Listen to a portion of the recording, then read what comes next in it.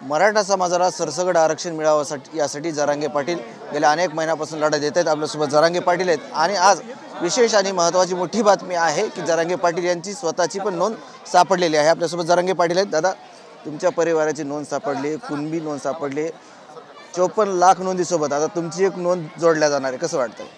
नाही, काहीच वाटत नाही आहे। ही मोठी बातमी पण नाही माझ्या दृष्टिकोनातून, कारण जसं गोरगरीब मराठ्यांचे निघाले तसे आम्ही गोरगरीब आहेत। निघाली का नाही मला हे माहिती नाही, परंतु आपल्या चॅनलच्या प्रतिनिधीवरती माझा एवढा विश्वास आहे की त्यांनी सांगितलेलं सगळं खरं असतं ते मानून जरी नोंद मिळाली असली तरीही मी त्याचा लाभ मराठ्यांना सगळ्या आरक्षण मिळाल्याशिवाय घेणार नाही, हे मात्र 100% खात्रीनं सांगतो। आणि ते सर्टिफिकेटही घेणार नाही।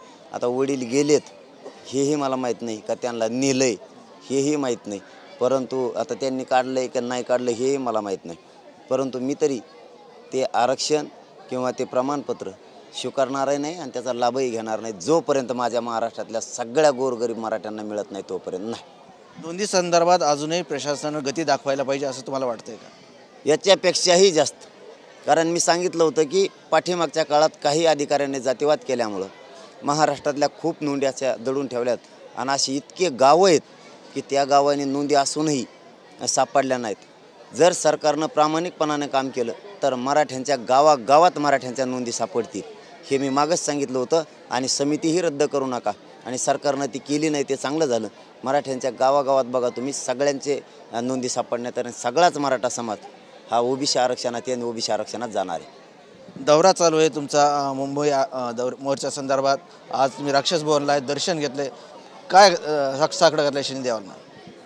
सरकारला सद्बुद्धी द्या, महाराष्ट्रातल्या सगळ्या मराठा हा ओबीसीमध्ये त्यांना सगळ्यांना सरसकट आरक्षण द्या आणि अशी सद्बुद्धी सरकारला द्यावी, हे साकडं राक्षस भवनच्या शनीच्या देवाच्या चरणी घातलं आहे। आणि शनिदेव नक्की त्यांना सद्बुद्धी देईल आणि महाराष्ट्रातल्या सगळ्या मराठ्यांना आरक्षण मिळणार।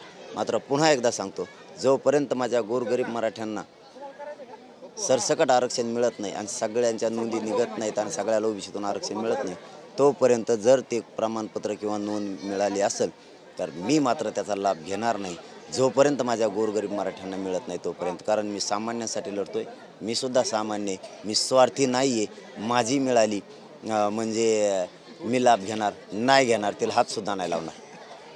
हे होते मनोज जरांगे पाटील यांनी सरसकट मराठ्यांना कुणबी जात प्रमाणपत्राची नोंद मिळाल्याशिवाय मी त्या जे जात प्रमाणपत्राची नोंद सापडली आहे त्याचा लाभ घेणार नाही असं म्हटलेत। कॅमेरामन अमित आडेसह संजय सरोदे, TV9 मराठी, राक्षस भवन, बीड।